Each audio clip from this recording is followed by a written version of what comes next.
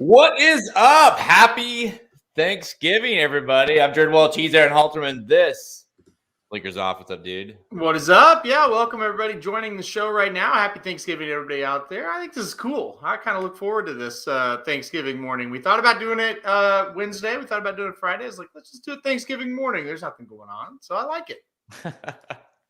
Yeah, I mean, we're pre-football, pre-eating.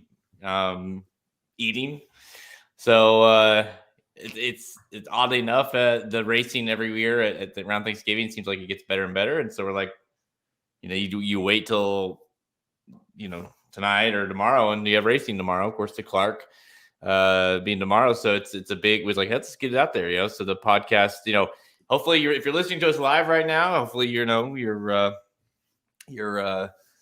getting ready for a big day of feeding your face, watching some football and watching some horse racing. But thank you for everybody joining us. Happy Thanksgiving again to everyone. Halterman, what's your favorite? What are you looking forward to the most today? Out of let's say two questions, food wise, and then just in general of the day.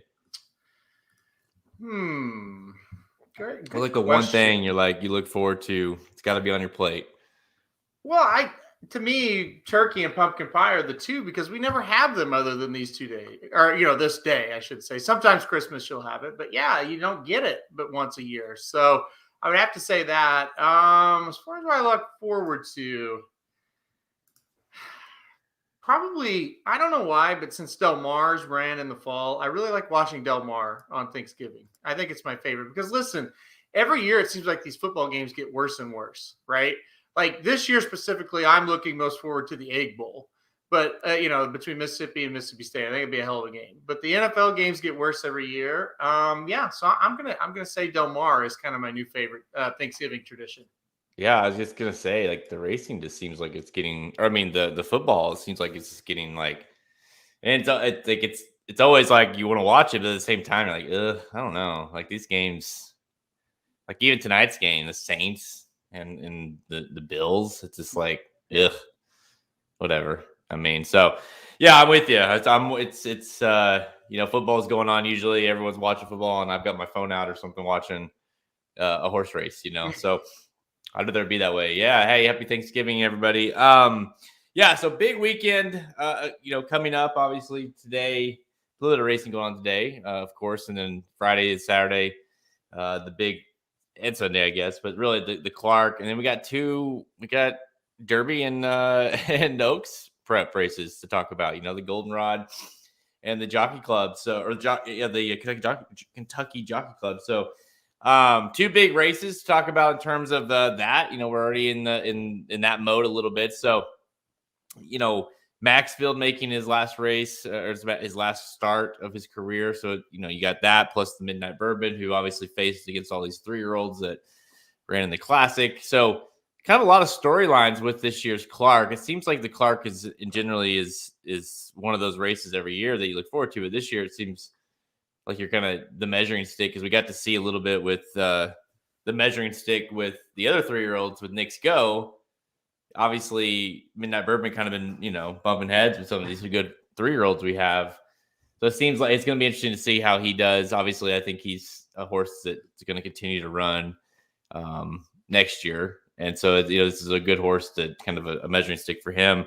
We'll get into the Clark. We'll get into all that. We have a lot to talk about, so let's not waste any more time. Today's show, we will preview that Clark Stakes, $750,000 Clark Stakes at Churchill Downs. And we're going to get rapid fire selections for the remaining stakes action this weekend at Churchill Downs and Del Mar. Del Mar's got awesome racing. Chad Brown's bringing in the crew. So stay tuned for that. Let's go. Yeah, another tradition. Chad Brown bringing in horses to Del Mar on this weekend is crazy. Yeah, no shit. Keeps getting better and better, you know? Yeah, absolutely. Yeah, it's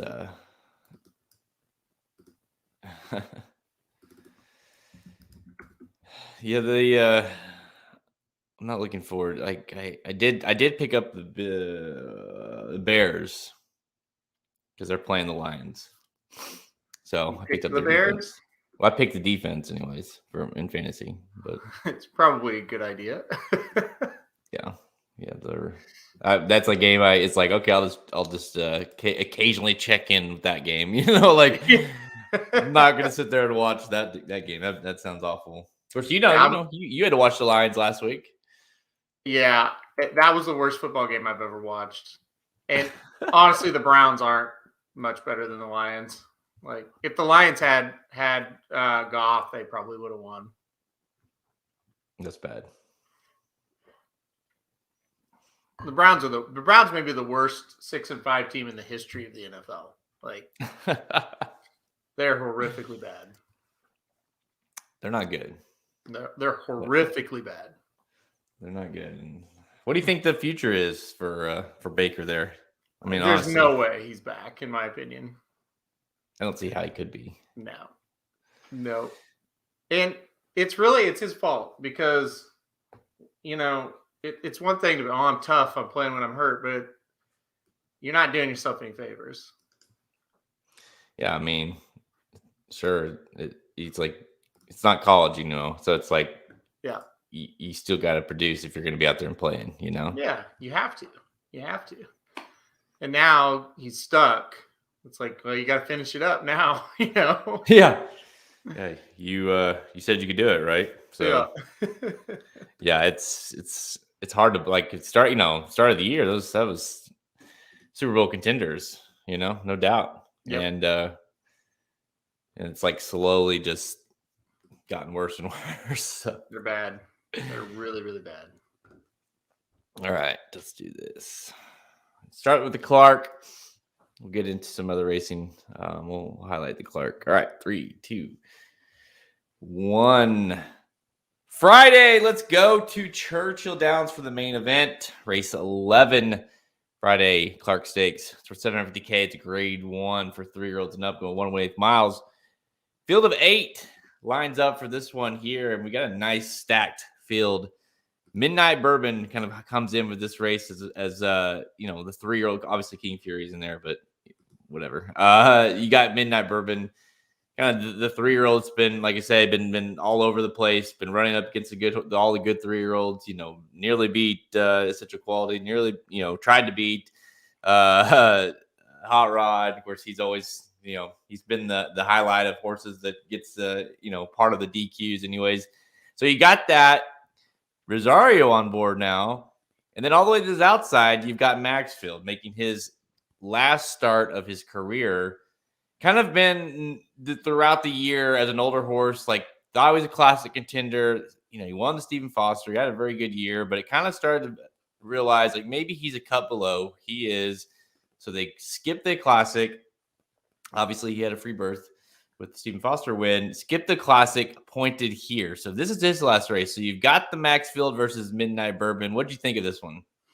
Well, first and foremost, to start it off, a little tidbit. Joel Rosario, Steve Asmussen, get used to seeing that. Joel Rosario is committed to ride full-time at Oaklawn this year and will ride first call for Steve Asmussen. And so what that means is Ricardo Santana is going to be left kind of scratching his head a little bit there.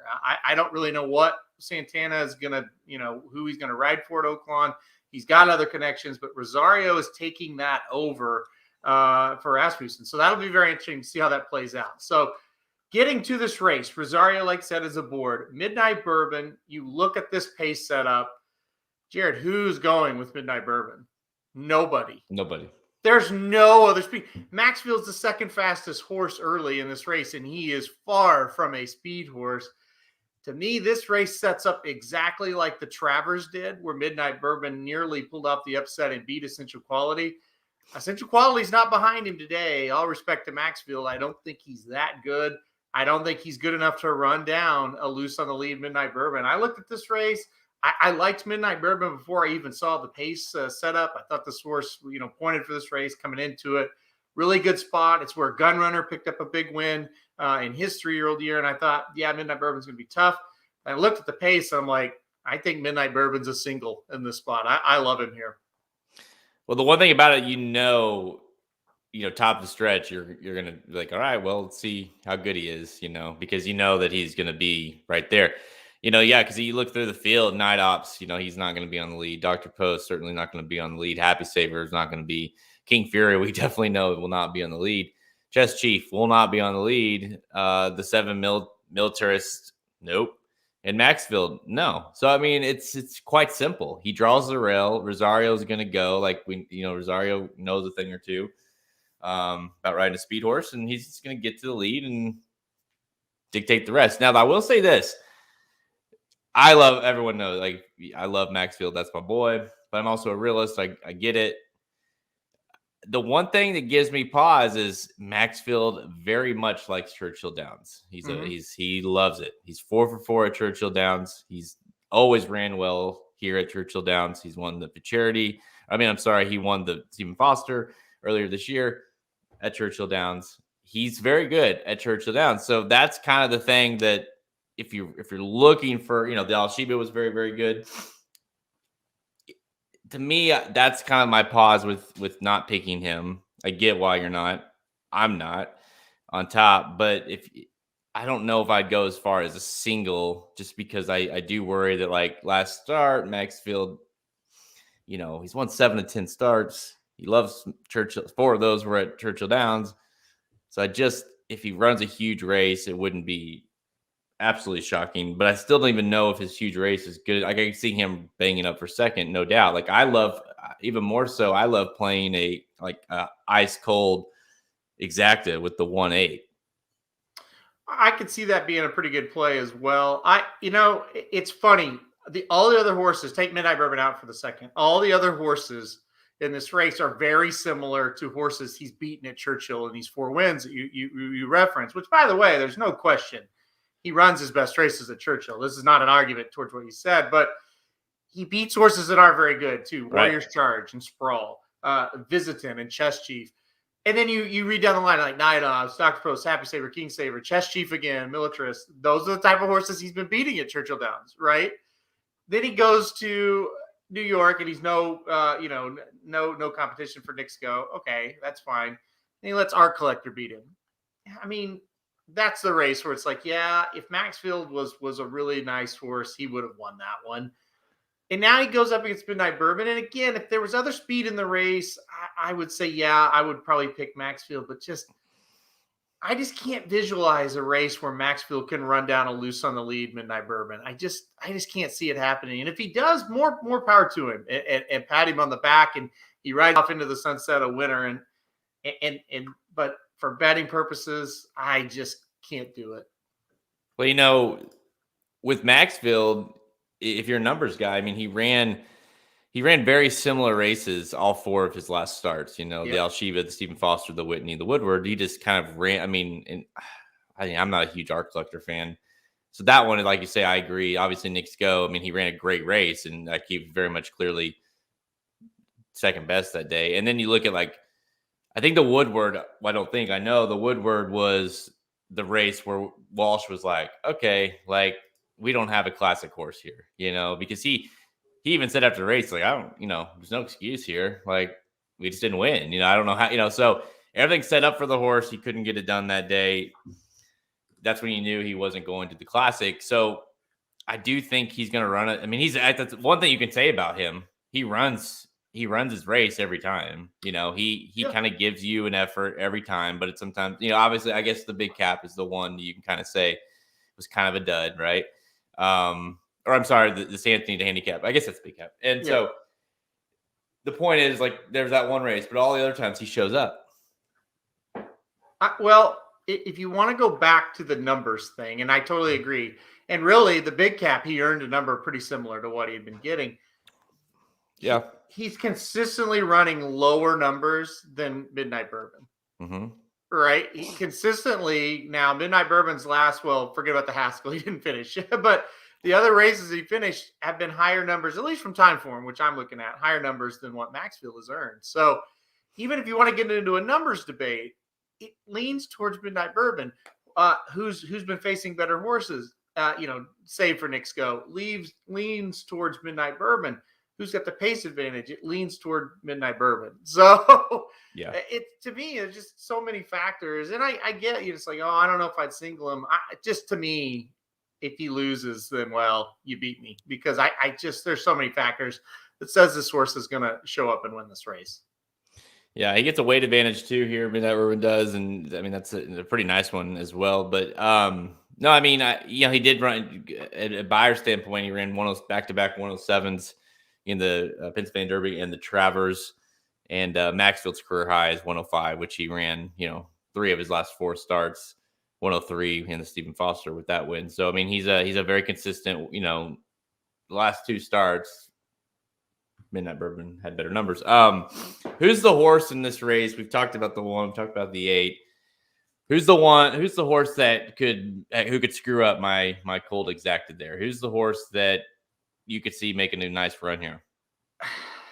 It's got to be one of the Pletchers, right? I mean, Happy Saver has kind of been beaten up by Max Blair a couple times this year, and Max Blair didn't really run well in the Classic, so it's hard to get real excited about him. And also, Irad Ortiz had been riding the 3 and the 4. Dr. Post the 3 and Happy Saver the 4. And Ortiz jumps on Dr. Post. So to me, he makes the most logical sense out of the Pletchers. He was 3rd behind Art Collector and Maxfield last time out. He's kind of progressively been running better with each start. So for me, I think it's Dr. Post is the one that could kind of screw this thing up. It maybe be, maybe an upsetter, but definitely could get second here.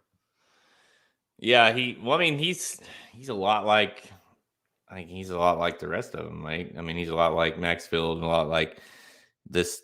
You could see him running up. I mean, he, like you say, he's ran that's what he does the last several starts, where he just kind of runs up underneath horses, runs up in the Woodward, ran up in the Pacific Classic for 3rd. The Monmouth Cup he did win, but again, he's facing shitty horses. So it definitely feels like he's a horse that would be competing with Maxfield in terms of who's going to get up there for second. Yeah, I know. The more I look at this race, the more I like Midnight Bourbon. Did you take, was there, because I don't think the 3-year-olds in the Classic disappointed themselves by any means. I mean, they just ran up against an absolute monster in Nick's Go. So when I look at the 3-year-old situation and how well Midnight Bourbon ran against those 3-year-olds all year, I mean, to me, it might be a class drop, really, with Midnight Bourbon in terms of who he's been facing, how, the kind of races he's been in. He's ran in 5 straight grade 1 races. So he's just been all over the place running these big time races. I think the way that Asmussen made that decision out of the Pennsylvania Derby to say, you know what, we're going to take a break.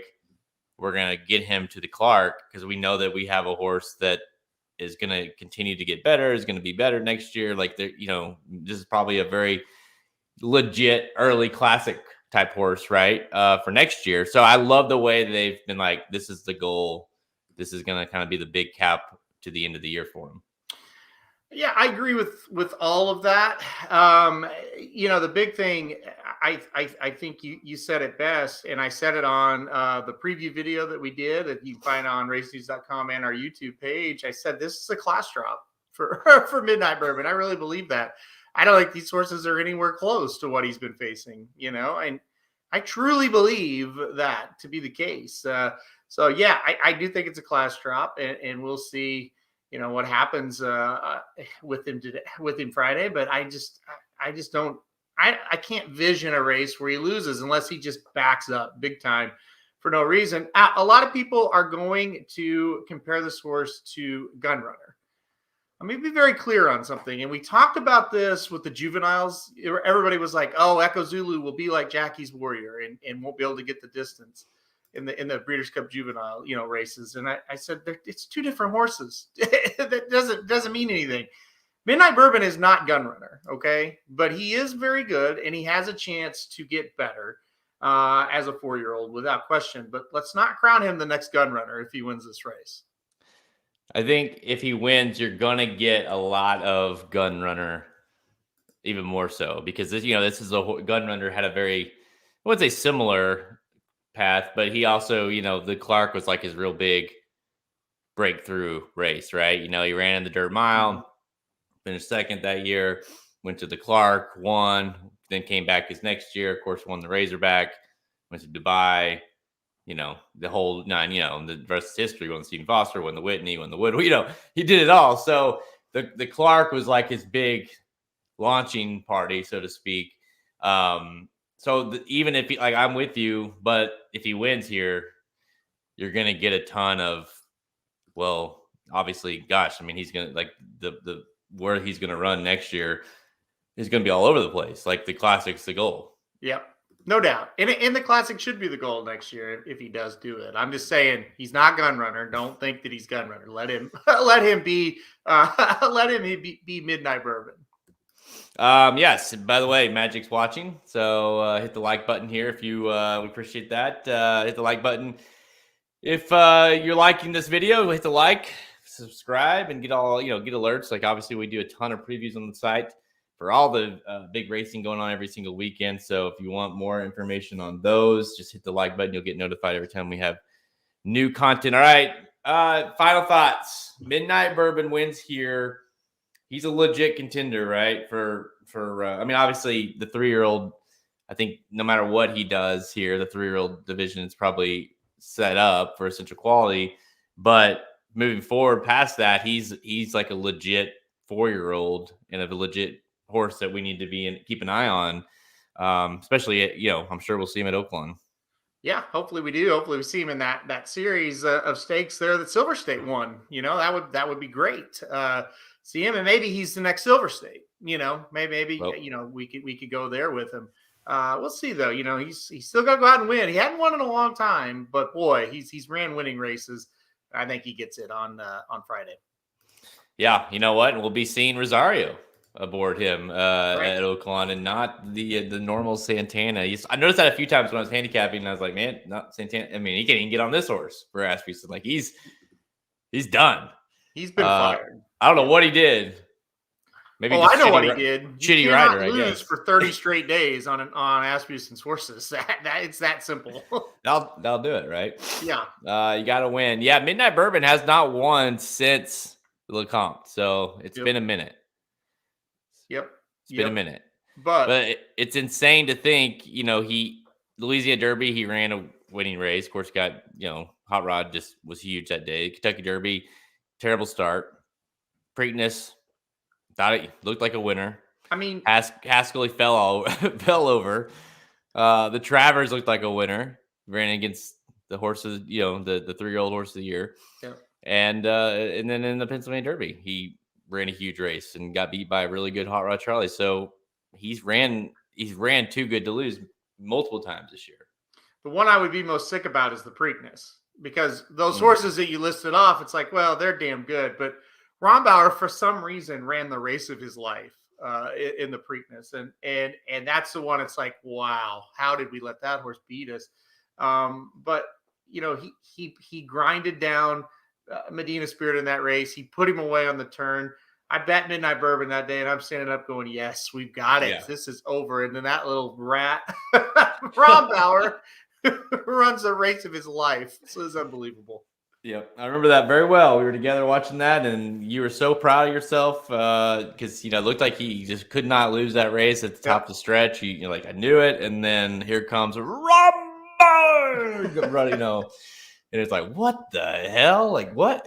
How did that happen? So, yeah. Anyways, Midnight Bourbon, he's the pick. We both got Midnight Bourbon front end, gate to wire in the Clark. That's a pretty good Larry Collins impersonation, I feel like. But I was going to put this up. Well, let's do it now. He says, not using Maxfield, don't like horses that dodge the Breeders' Cup. To me, with Midnight Bourbon and Maxfield, that's why they have a better chance, because they didn't go out and waste their time and basically throw away a race at the Breeders' Cup. They both made logical moves to point to a race where they can win. So actually, like in this situation, it was a really good training job by both Asmussen and Walsh there. Well, Michael, I'm interested. Are you, if that's the case, are you not using Midnight Ribbon either? Yeah, I mean, they both just decided we're not going to go out and waste our time. Well, let's try to go to a grade 1 that we can win. Yeah.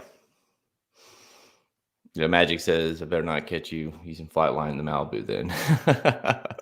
The Flightline one is interesting because looking at how the sprint played out, he probably would have been right there, assuming he fires, Mm-hmm. I think it's more of that horse just might not be the soundest of horses, and they're really trying to take it easy with him, or maybe it was just he's got 2 starts. We don't want to throw him in there right away. And this goes back to what I had a rant about last week. Blanket statements in horse racing get me triggered. Every horse is different. Every situation is different. You can't say, well, they all skipped the Breeders' Cup, so I'm not using them.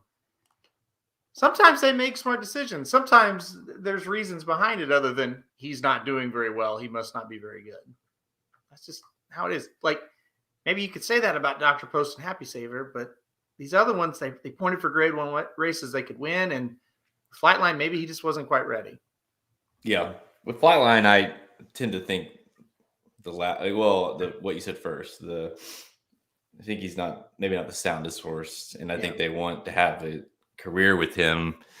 So it's like, let's not push those too far, too quick, Yeah.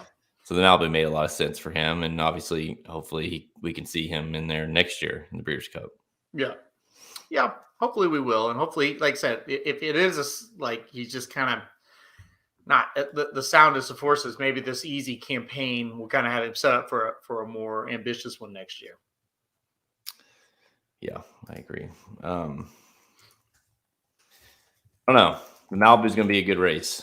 Yep. He's not the only one pointing for that race, So it's not going to be easy for him. All right, let's do some rapid fire. We've got the Hollywood Turf Cup, Goldenrod, the Kentucky Jockey Club, the Seabiscuit, and the Hollywood Derby at Del Mar. So we got some good racing. A couple grade 2s, a couple grade 1.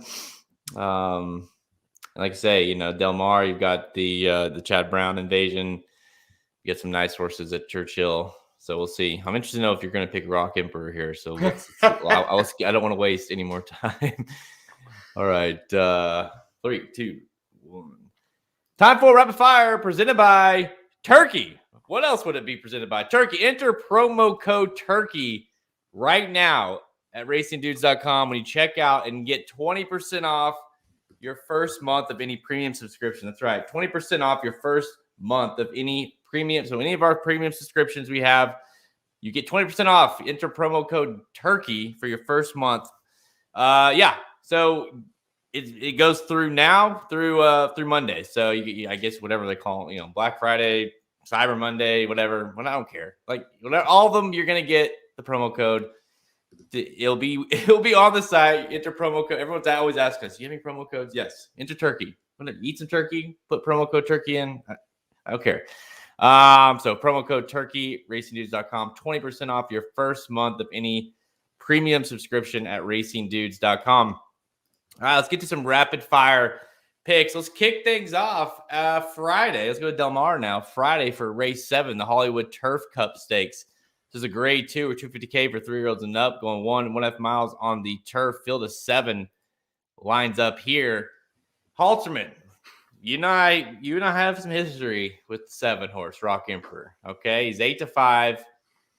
He didn't run awful in the Breeders' Cup. I mean, I think he had a little bit of issues. He didn't, for Rock Emperor standards, he ran okay. He obviously ran very good prior to that.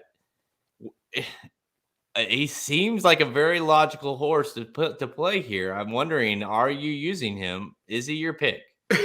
It's just funny how you introduce this horse. He's such a history with him. Oh. Now he's the favorite out here at Del Mar. But God, shouldn't he be? I mean, he should win this race. You got Flavian aboard. I think that's very good.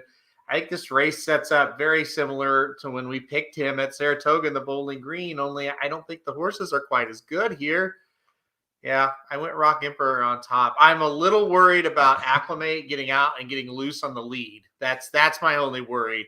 It does kind of, so I'm not going to single Rock. Like, let me be very clear about something. I'm not as confident in Rock Emperor as I am in Midnight Bourbon, but I did pick him. Listen, I think Flavian getting the board was kind of the last straw, so to speak, for me to go, yeah, he should probably win. If he runs back to that race, two back, where he won the Hirsch at Belmont, he will win this race, I think. That's the thing. Like, I'm with you. I mean, I hate this. I mean, this horse. I hate this horse, right? But I just don't. He said he gets an outside trip. Like, again, I don't think it wasn't, obviously he wasn't beating Abier that day. He wasn't beating Broom. He wasn't Tiona, but he ran an okay race. All things considered, Rock Emperor, it was in the Breeders' Cup turf. I mean, what do you expect? So, it wasn't totally disappointing. I don't know. Like, if Chad's sending them out here and they gets Pratt aboard, like you said, like, I just have a hard time kind of seeing this horse lose in a small field. And it seems like he's doing well enough here to bring him out here.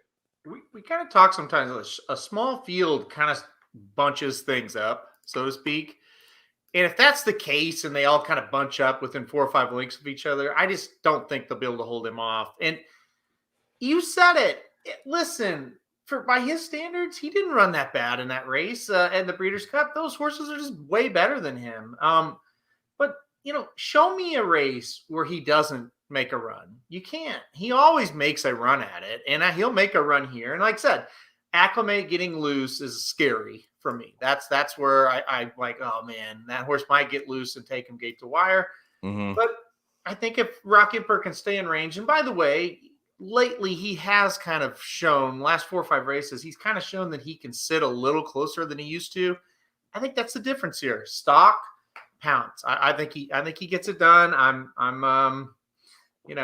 nervous about it, but he's not a single for me. But I do think he gets the job done here. Pratt did ride him earlier this year at Belmont, and guess what? He won. So, right. And hey, also guess what? He was closer to the pace that day. Yes. This Pratt guy, I'm telling you, he's an up-and-comer turf jockey you want to follow. Flavin Pratt knows a little thing about riding horses. All right, so yeah, I'm with you, man. I don't love it. Like, I mean, it's almost like, eating like like deviled egg or something. Like at Thanksgiving, I like, it looks good to me and I want to eat it and I kind of like it, but I really don't really at the same time. Yeah. But that's how Rock Emperor is my deviled egg. You know what I mean? So maybe the only time in history that horse has been called a deviled egg, by the way. Or any horse for that matter. Listen, he's won 2 out of 5, 2 out of his last 5 races. Which, in Rock Emperor terms, that's like 100%. You know what I mean? Like, that's pretty much as close as you're going to get to 100% there. So it's not bad. Yeah, it's not bad. Real quick, Kevin O says Astronaut's interesting to him. He did win a big race 2 back at Del Mar.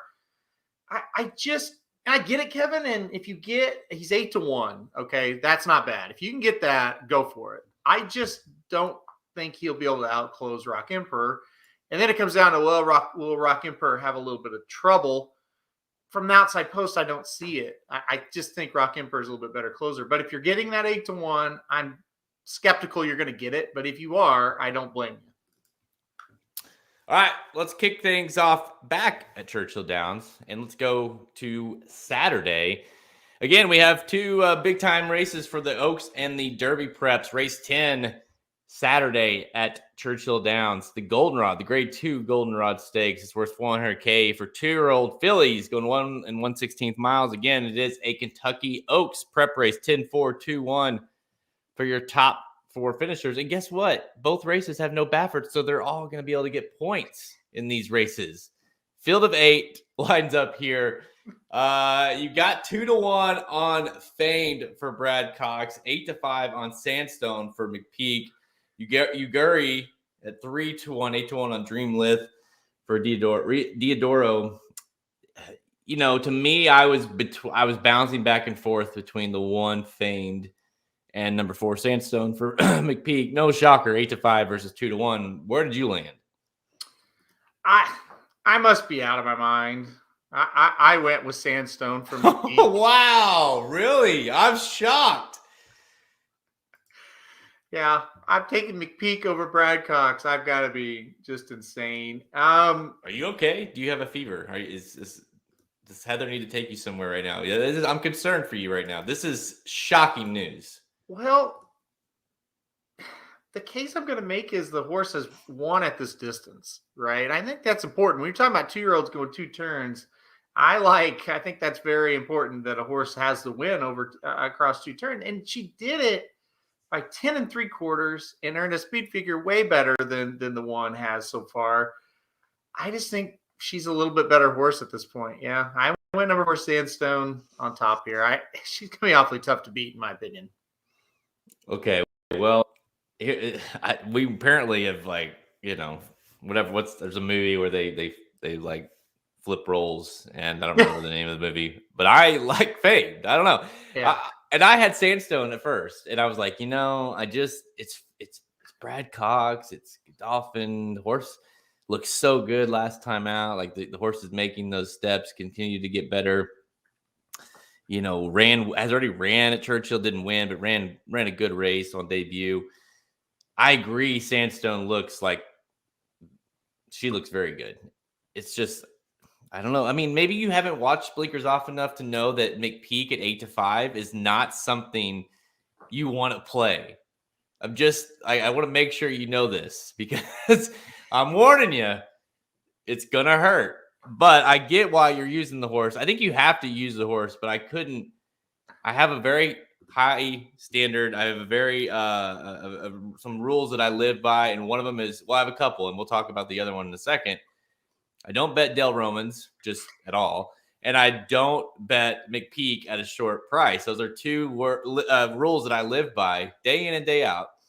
Sandstone is going to be a short price. She's a short price at 8-5. So you got to use her. I think she very easily could win this race easily, but I think Famed has enough unknown, enough upside to where I'm going to try to beat the 4 with her.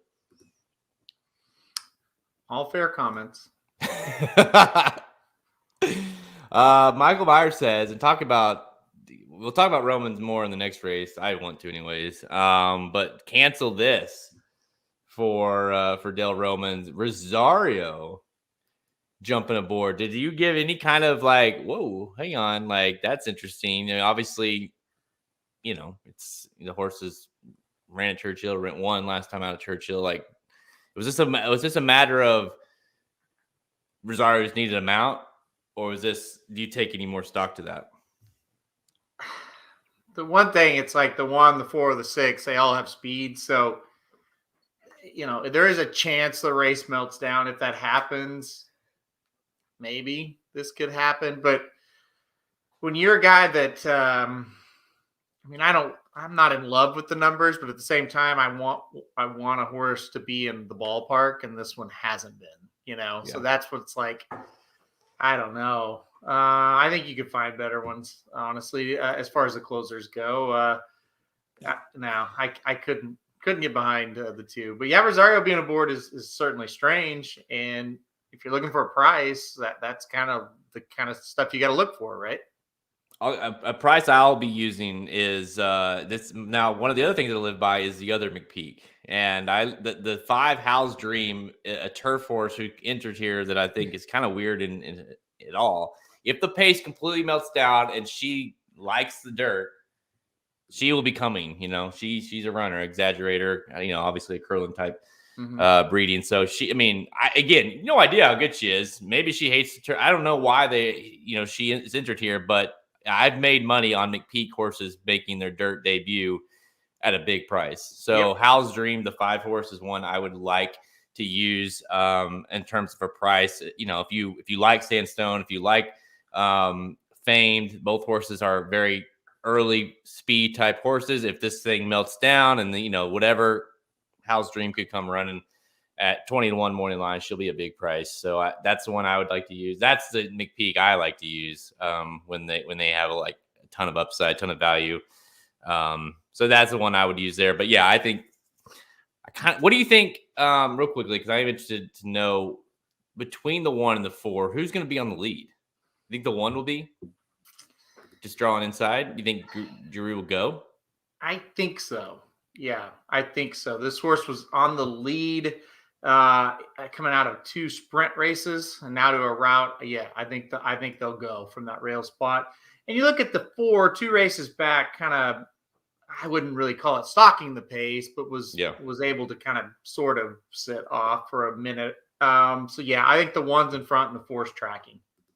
Yeah, that's what I thought too. And I do think it gave me a little concern because I'm like, man, the 1's going to be really good because that 4 is going to be breathing down her neck for most of this race. And we'll see. I think you got to use them both. I ended up picking number 1 famed on top. All right, let's go to the next race, race 11, the Kentucky Jockey Club Stakes, grade 2.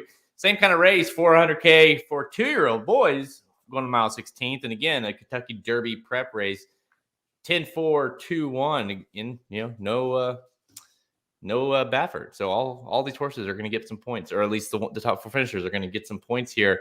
All right, Halterman, large field of 14, 2-year-olds going to mile 16th. Most of them going this distance for the first time. This is easy, right? I'm so screwed in this race. I made another really dumb pick here, but honestly, this race is ridiculous. The trainers are the favorites. It's like, that makes me want to vomit. The trainers that usually win this race, their horses make me want to vomit. You got a horse in Classic Causeway that really had no excuse to lose last time out and did.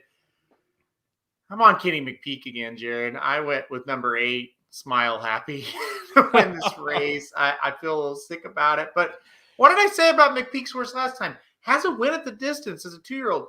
Smile Happy debuts at 1 1/16 and wins by 5.5 and earns a very strong time form speed figure for a debuter. This horse should improve going second time long. I see a lot of speed in here. I think the 8's the best closer in the race. I think 12-1 is a more than fair price. So I went McPeak in these 2 races. And that may be the dumbest line I've ever said on the show. And I was so drunk, I didn't know I was doing the show like 3 weeks ago. And I don't think I said anything dumber than what I just said. I would say this, and I can't say it like I could say 99.999% positive that this is the first time in the history of Blinkers Off, and we've done 500. This is now 529 episodes that Halterman has picked a McPeak double. Hands down. There's no way that's ever happened before. No. It probably will never happen again. So bookmark this. Yeah. Hey, dude. This is my kind of horse. That Smile Happy is a horse I love in this race. I didn't pick him on top, but you have to use him because at 12-1, these morning lines are just coming out, by the way. So kind of seeing these, but at 12-1, you've got to use because that's just, this is a horse that looked really, really good. And the numbers came back strong, going this kind of distance or going this distance. I think that horse offers a ton of value. What did you think about the other McPeak, Tis the Bomb, being in? Like, first of all, what did you even? By the way, this is a horse that if you did not win the race, but if you cashed a ticket, he won the race in the Breeders' Cup Juvenile Turf. He did finish second to Modern Games, but of course, Modern Games ran whatever. Anyways, Tis the Bomb. This horse has won on dirt. They switched the horse to turf. What do you think? Is this like let's see if everyone wants a Derby horse, right? Is this a situation where let's just see if he likes the dirt again? To me, that feels like all this is. I can't believe he's 3-1. I'll start off with that. I don't like Tis the Bomb in the spot. I thought that's an odd thing. This horse has had 5 races as a 2-year-old. Now we're going back to the dirt just 22 days, I guess, after running at the Breeders' Cup in the toughest race of his life. He ran great in that race. I'm not 1,000% saying if I'm going to be shocked if he wins, but this is not a type of horse I have a lot of interest in betting. Maybe the horse like makes it. I haven't looked at like the sequence yet on for Saturday. Maybe makes the ticket late, like the fifth one on. But probably just going to leave him off altogether. I don't know what they're doing here. I can't understand this horse at all. Well, you know the rule. You can't bet him. I mean, you saw to me. I don't like the horse really at all, anyways. But you certainly can't bet a low price McPeak horse doing a like you can do a McPeak horse doing a turf to dirt if it's the first time and the horse is like 15-1. But when the horse has done it before, then they switch to turf and they're back, and then the horse there's just way too many things there that I do not like. So yeah, I would rather you. Okay. So I would rather you. I'm not picking this horse either, but Howling Time for Del Romans. Like I like this horse, but I'm like, the Del Romans Talamo angle, and this is not working for me. But doesn't the horse look like a pretty damn good horse? This is one I'm gonna have to use. Yeah, for sure. I think this horse should be the favorite. I'm with you. I'm not going to be shocked at all if this horse wins. Another horse that has a win as a 2-year-old going 2 turns. At this track, breeding is really, really, really nice on this horse. 2 races under the belt here and looked really, really good in both of them. The horse that finished second in that maiden special weight came back to win last time out and looked pretty darn good. So too many positives for me not to use Howling Time. I think this horse has a big shot. All right, so maybe I'm the dumb one now, but I ended up picking the one Classic Causeway, and I don't. This is a make or break moment, right? Because the horse really didn't have any excuse last time out in Futurity and lost. This horse was so good on debut. You got a 90 buyer that day, stretches out, goes all the way down to a 73 buyer. It just a dramatic fall. Went off the favorite that day. It's hard. I get why you don't want to use, but this horse has basically had 3 straight bullet works. You get Rosario now on board. Not like Jose is bad, but I mean, you get Rosario aboard, which is a great sign to think, okay, well, I mean, it's not like Jose's choosing another horse. He's just not there, So to me, you get another great jockey with Rosario. He draws the rail. The horse has speed. The horse is going to go, and we're going to try this thing again, right? We're going to run it back. We're going to try this thing again. He's a Giants Causeway horse. Like distance should not be an issue for this guy, and it looked like it was last time. So I guess we'll see. I think he's another horse that's going to get a fairly easy lead on the front end, and they're going to have to catch him. And I don't know that they can. Yeah, I think he was the horse I had in third, and another one I have to use. And I think you're right. I think he is the one that gets out in front.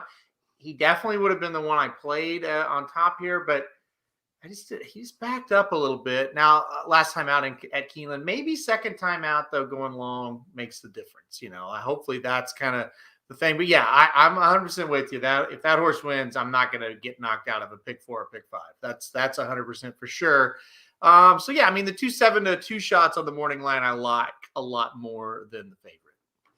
Yeah, and how about this number 2 Guntown Santana on Del Romans, and you don't even get Rosario here. You get Gaffione, so he's just done. He's just done with him. So Gaffione, who rode this horse 2 back, Santana rode this horse last time out. Of course, got hammered.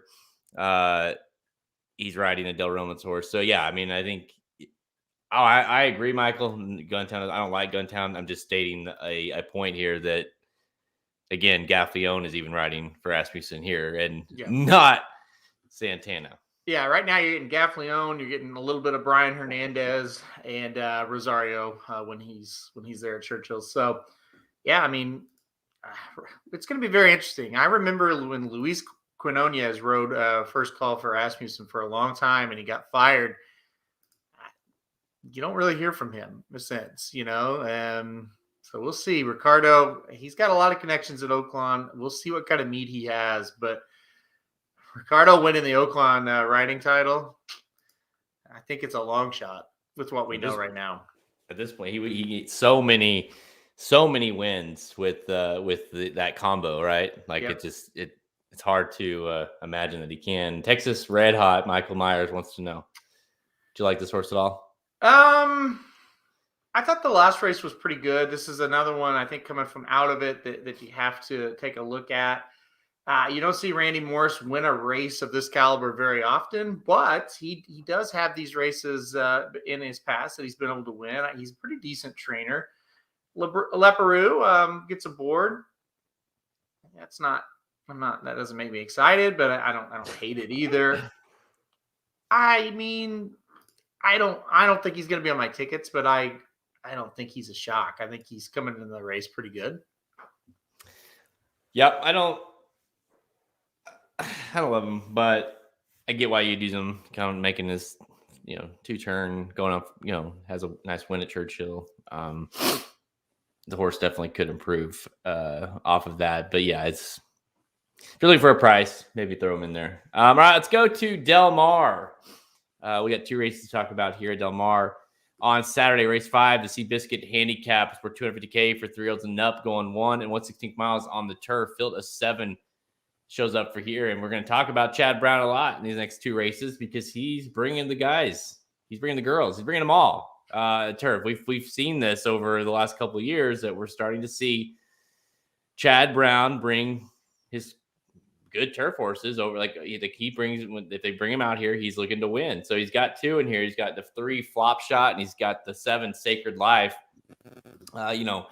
Small field, but obviously it kind of starts and ends with Chad Brown in terms of if you're going to try to beat him or not. Yeah, isn't it interesting here? Flop Shot is a horse, with Irad aboard, who's gotten beat in her last 2 starts to horses that she probably shouldn't have, right? So I kind of paused on that a little bit. I definitely am going to play that horse in the exotics. I kind of lean towards Sacred Life a little bit here. This is a horse that's pissed us off a lot. But last time out did get the win, looked pretty solid. And I think turns right around here and wins again. I kind of lean towards Sacred Life over Flop Shot in this. And, Field Pass, I guess, is the other one it's not a Chad Brown horse, but Mike Maker horse coming over to the West Coast here. But Sacred Life beat this horse last time, and Field Pass was kind of loose on the lead. So I think that was his time, or her time, I should say. His time, I should say, to get the job done. So Sacred Life for me is who I'm going to put on top. Yes, I'm with you on that one. I like Sacred Life here. This horse finished second in this race last year, if you remember. 2 years ago, I guess it was. But it likes the course, so we know.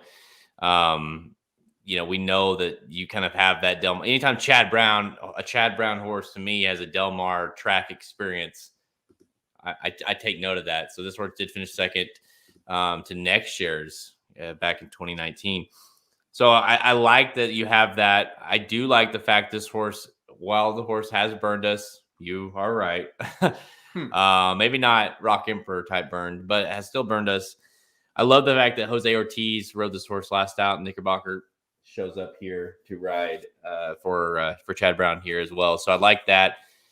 I think the distance is a very good distance for him as well. So, looked really good here last time out at this distance, or close to this distance, mile 16th. But in this distance total, 6 starts, 2 wins, 3 seconds. So the horse really it's another one of those horses that is going to give you a run on the turf. And I just think the race, drawn to the outside, I think the race can kind of come to him a little bit. I think there's some speed to his inside. I think the race will set up, obviously the stablemate Flop Shot is one that's going to be kind of I kind of looked at this a little bit like, yes, the horse, I do like the horse. I think the horse has a shot, but I definitely think Chad Brown's kind of roping this field in, in terms of he's got one on the front end. He's going to have Sacred Life coming from the rear. So I definitely think he's kind of got this field over a barrel a little bit. So I'm with you, man. I like the number 7 Sacred Life. I don't necessarily I don't have a lot of grand ideas about the horse, you know, like I don't necessarily think Sacred Life is like the next coming of Domestic Spending or whoever, you know, like I don't, but I think the horse should win here. He's kind of like Rock Emperor a little bit. He's definitely like Rock Emperor. I mean, that's how I definitely viewed them very similar. All right, let's go to race 9, the final race here that we're going to talk about. It's the Hollywood Derby. It's a grade 1 with $400K for 3-year-olds going 1 1/8 miles on the turf. Huge field here, a field of 14 with one also eligible as well. Huge field. And again, we do have a Baffert in here, but we have Chad Brown that's like, all right, I'm bringing a couple more. Public Sector, Sifting Sands for Chad Brown, but you also have Mandela's got a nice one in here with Subconscious, who I really like. You've kind of got all the big time turf type horses, 3-year-old turf horses over on the West Coast in this race as well. So Hudson Ridge for Baffert, not a terrible horse.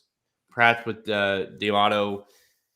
There's a lot of interesting angles you can take here. Or did you look at this and say, is Chad Brown or not? It's this one I think is going to, this is one of the best races of the weekend, right? I think this is going to be very, very close. I think it's going to come down to the wire. I just really liked Public Sector for a long time. You know, I've rode him in the last 3 races. He has not disappointed me. The Hill Prince, especially, we got 3-1. That was a great price. I think, Magic and I kind of talked about this race yesterday on the video, obviously, but also off air a little bit. It's just like we both were kind of like, yeah, that's probably going to be the Hollywood Derby horse that Chad brings over. And here he is, and Ortiz follows. So I think Public Sector gets it done. Again, it's not probably going to be a race that I go short in. I think I'll use 2 or 3 other ones with Public Sector. But I'm pretty confident this horse shows up and runs a big race here. Yeah, he was the one that I was going to pick, and I kept going to pick. And then I kept coming back to the 12 Subconscious. Yep. This is a horse to me that's got a ton of talent. Struggled early in the career. Obviously, was a big time purchase, being a Tapit, $380,000 horse. Ellen J. Fox, but there's, we know all these, Mandela. So they had a lot of hopes. The horse struggled. Then the horse, has some surgery, gets gelded, and the horse comes back a beast. He's been very, very good. Winner of 3 straight races. Some nice races, at Santa Anita, and of course the Del Mar race, which of course is running here. So I love the fact that you've got the track experience. I love the fact that the horse showed last time out that he can win with no Lasix. There's a lot of things to like about this horse. The distance is not a concern. It's just been very, very good. So to me, this is a horse that I think is the biggest challenger for Chad Brown in this race. And ultimately, I just liked enough of this horse to pick him on top. I think it is a race that you need to go plenty deep. The outside draw is still a little bit of a concern, but I think the horse has enough early speed that you can get some sort of early placement a little bit. So I don't necessarily. It wasn't enough to make me not want to pick the horse. I think this horse is really, really talented. Yeah, I'll be mad if this horse wins. Well, no, I won't, because you picked him at least, and I'll have him. This is just he's just been really, really good since being gelded. I mean, 3 wins in a row, and last time out, I thought that was a pretty evenly matched group, and he kind of made it look easy. So I think it's a good pick.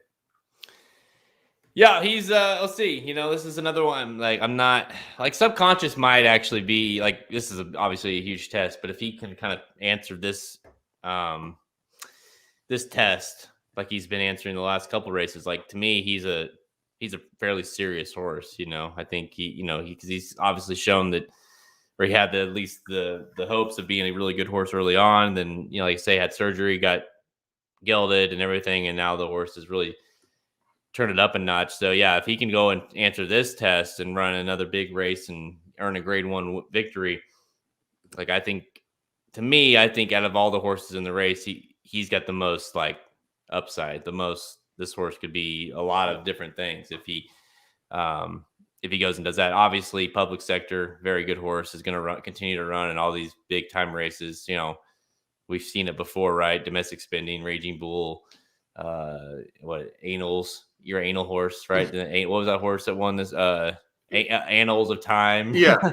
But yeah, so I mean, it's like not like a big deal for Chad Brown to come over and win this race, right? So, and obviously this horse will be heard from as well after. But I'm gonna try to beat him with number 12, Subconscious.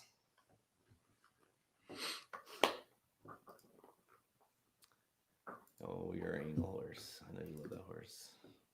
We're underway at Churchill Downs, by the way. They're off.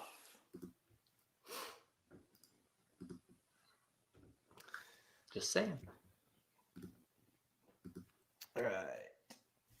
That's all the time we have. Check us. That's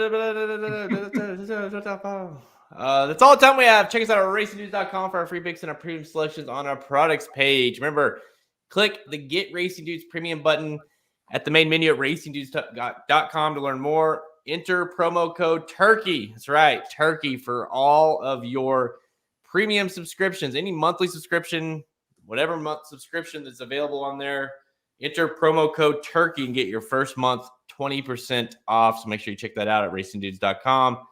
Check us out on Twitter at @racing_dudes, Instagram and Facebook. You can listen to all our episodes of Blinkers Off by visiting the podcast page, Apple Podcasts, Spotify, Google Podcasts, Amazon Music, Stitcher, Captivate, even YouTube. Go to YouTube, watch these videos back, and of course, we do ask that you subscribe. You hit the like button, you hit the notification button, that you get alerted next time we do one of these Blinkers Off, and you can tune in.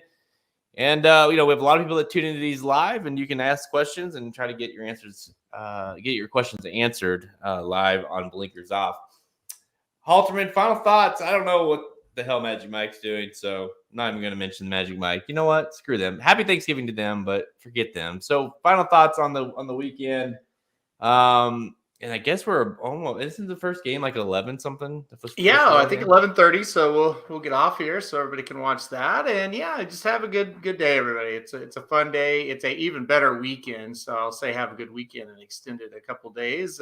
Great football. Maybe not today, but Friday, Saturday, Sunday should be really, really good. If you want to listen to a show that covered all those, you could go watch or listen to Dudes Who Bet Sports. It was quite the comedy hour. We had Dennis Trusty on, and of course Papa Dude, and they were quite the duo yesterday, Jared. It was kind of a I'll say the show went off the rails, but kind of in a good way. It was pretty funny. I did. I tuned in for some of that actually, and I caught some of the parts, and I was like dying laughing. But I also was like calling our lawyer too, just to make sure, like, listen, just to get ahead of this, like Papa Dude said some stuff. I need to make sure we're on the front end of this thing, because he may or may not have said he would rather go to another family Thanksgiving than watch women's college basketball. I think that's what he said. He may have said that he likes to watch it because of how pretty they are. Yeah, I think that was said. That was fun. That was really funny. I was going to go through these races or these games, but why do we need to? Just go check out the podcast. Sure. Dudes Who Bet Sports. Put that into all your podcasts. It will pop up there, and you can listen to Halterman and his dad and Dennis. Maybe is he a regular guest now? I don't think we'll make it regular. We got to make it special when he comes on. I thought Dennis was really, really good. He did a really good job on there. Dennis, I mean, he knows his stuff too. But he's also pretty hilarious. And neither one of those guys, I don't really think they necessarily try to be funny. They just, the things they say are funny, So, yeah. Oh, Sandy dropped 2 F-bombs to end the show as well. So that was nice as well. Oh, Sandy made an appearance. Wow. She didn't make an appearance. Her voice made an appearance. So, yeah. So, really, I missed that. Like, it really got off the rails. So. It brought it all. Yeah, thankfully, that was at the end after all the games were done and we were just messing around. So, but yeah, a little Thanksgiving story from her. It was quite the show yesterday. I got off the show and I thought, well, people are gonna either love that or hate it, and most people have liked it so far. Most people have said, "Hey, that was funny." So, the other thing is, we did cover every single top 25 game and every NFL game. So we did cover a lot of ground on the show too. And yeah, I think the opinions were good, and I think everybody had fun listening as well. So hopefully, yeah, check that out, and hopefully you guys will enjoy that. Yeah, definitely go check. I mean, the one thing I can say, it's, they do have a good time, but they're both extremely knowledgeable, and especially Papa Dude has zero filter. So Yeah, I very much, I think most people do enjoy that as well. It's like if they suck, he's going to tell you they suck. And two guys that are huge OU fans are very much critical of you can't call these guys homers, because no, if you just go listen to that show, I think it was two back. Go listen to that show if you want to know what their real thoughts are on the OU football team. So yep, yeah, go check out Do Two Bet Sports for all your football needs this weekend. Of course, big holiday weekend of football, both college and NFL. All right. Happy Thanksgiving, everybody. I hope you have a great day. I hope you eat a ton of food. I hope you feel miserable. I know I will. And that's if you don't feel like shit at the end of the day, then you kind of did it wrong, in my opinion. So again, happy Thanksgiving to you and your families. Thank you for tuning in. I'm Jared Welch. He's Aaron Halterman. Good luck this weekend.